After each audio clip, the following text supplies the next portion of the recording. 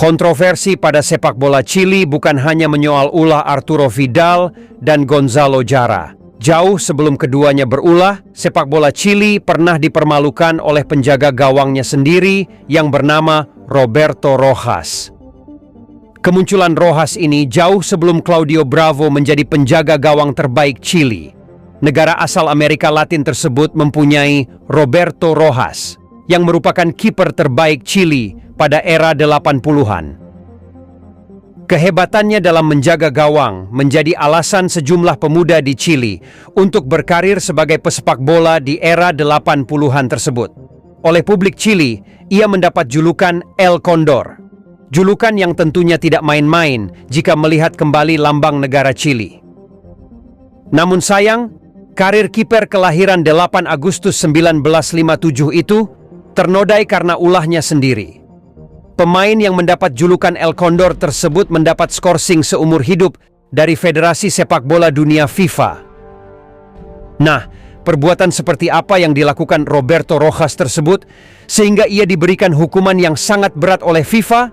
Simak kisahnya di sini.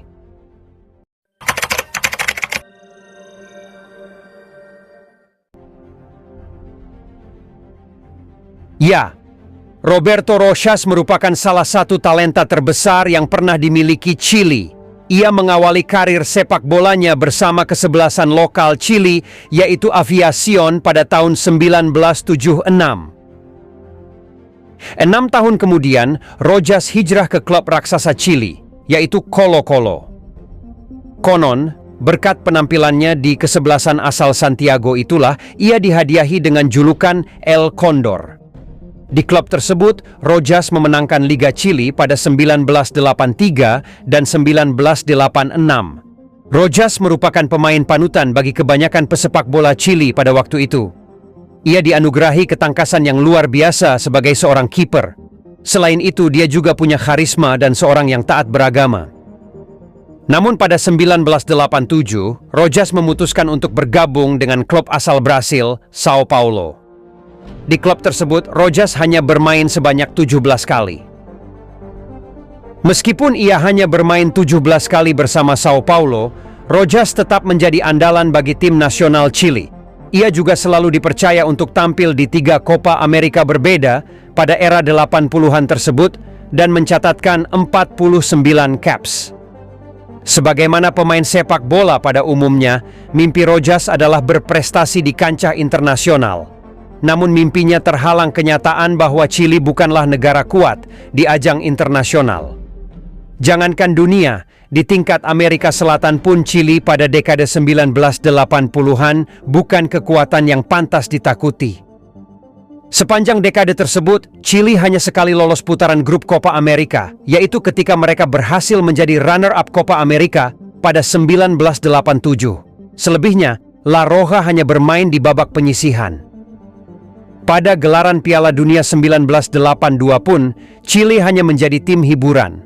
Dengan 3 kekalahan dari 3 pertandingan yang menempatkan mereka di dasar klasemen grup, Chile pun harus angkat koper lebih cepat kala itu.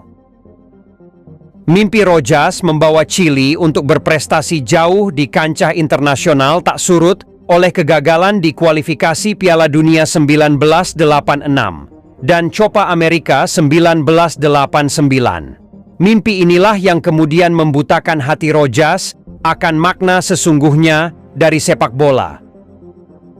Mengakhiri era 80-an tanpa prestasi, Rojas pun kemudian berharap banyak pada perhelatan Piala Dunia 1990 di Italia. Pada kualifikasi Piala Dunia 1990 itu, Chili tergabung di grup 3 zona CONMEBOL bersama Brasil dan Venezuela. 1 tiket praktis hanya diperebutkan oleh Brasil dan Chili, mengingat prestasi Venezuela sebagai lumbung gol Amerika Selatan. Optimisme tinggi menghinggapi Chile. Terlebih, mereka belum lama menaklukkan Brasil dengan skor telak 4-0 pada ajang Copa America 87. Baik Chili maupun Brasil mengawali kualifikasi dengan hasil positif. Kedua tim sama-sama meraih kemenangan saat bertandang ke Venezuela, masing-masing dengan skor 0-4 dan 1-3. Untuk sementara, Brasil memimpin klasemen dengan keunggulan selisih gol dari Chili. Hasil tersebut membuat Chile harus mengalahkan Brasil di Santiago jika ingin memuncaki klasemen. Alih-alih memuncaki klasemen, pertandingan yang digelar pada tanggal 13 Agustus 1989 tersebut justru menjadi awal bencana sepak bola Chile. Ditahan imbang Brasil dengan skor 1-1, membuat Chile harus menang besar kala menjamu Venezuela. Sialnya, pertandingan menghadapi Venezuela harus diadakan di tempat netral. Sanksi ini dijatuhkan FIFA menyusul serangkaian insiden di luar lapangan kala Chile menjamu Brazil. Meski berhasil menggulung Venezuela dengan skor 5-0, Chile tetap berada di peringkat kedua. Brasil tetap memuncaki klasemen setelah menang 6-0 kala menjamu Venezuela. Hasil tersebut memaksa Chile menjalani partai hidup mati ketika menghadapi Brasil. Lebih berat lagi karena Chile harus bertandang ke salah satu stadion paling angker di dunia, Maracana. Mengalahkan Brasil di Maracana bagi mayoritas tim adalah mission impossible.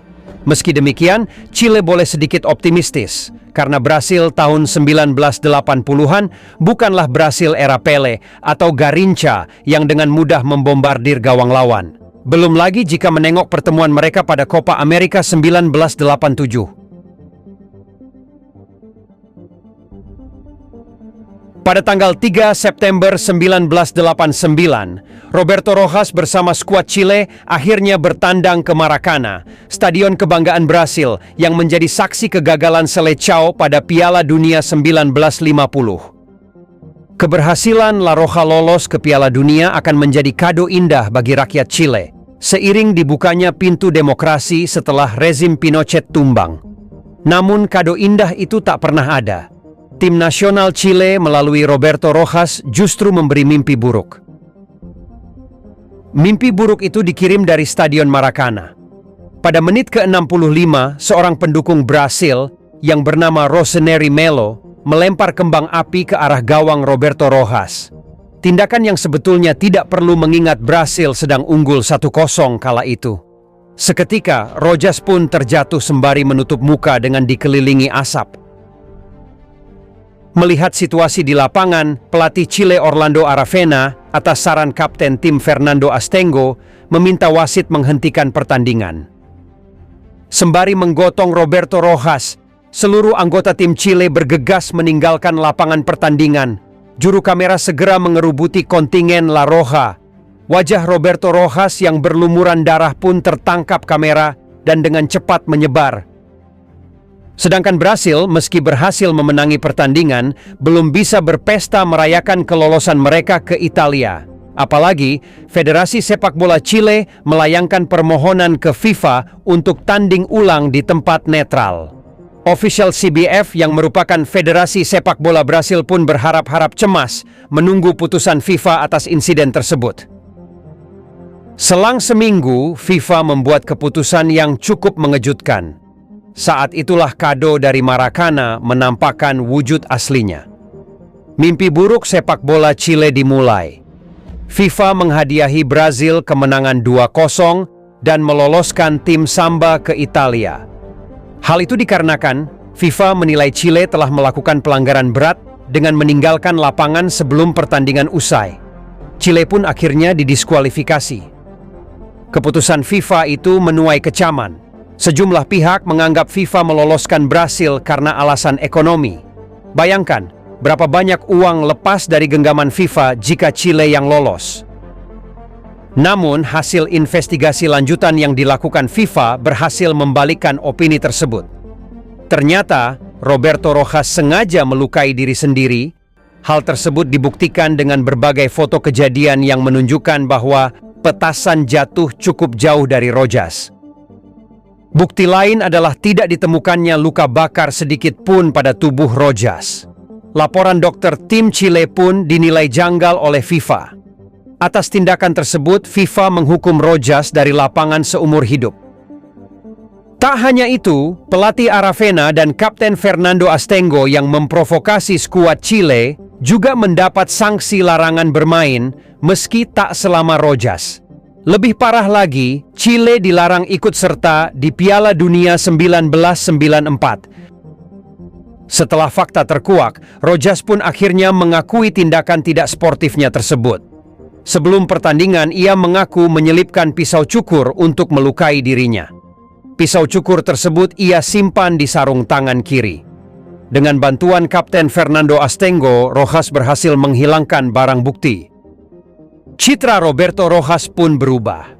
Julukan El Condor sebagai simbol kebesaran Chile berubah menjadi Condorito, sebuah karakter komik strip. Demi sebuah kebanggaan berlaga di puncak, ia rela melanggar nilai-nilai sportivitas.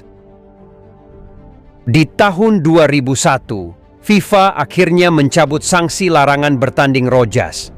Pada saat itu, ia sudah berusia 43 tahun, tentu ia tak berharap dapat merestorasi karir gemilangnya.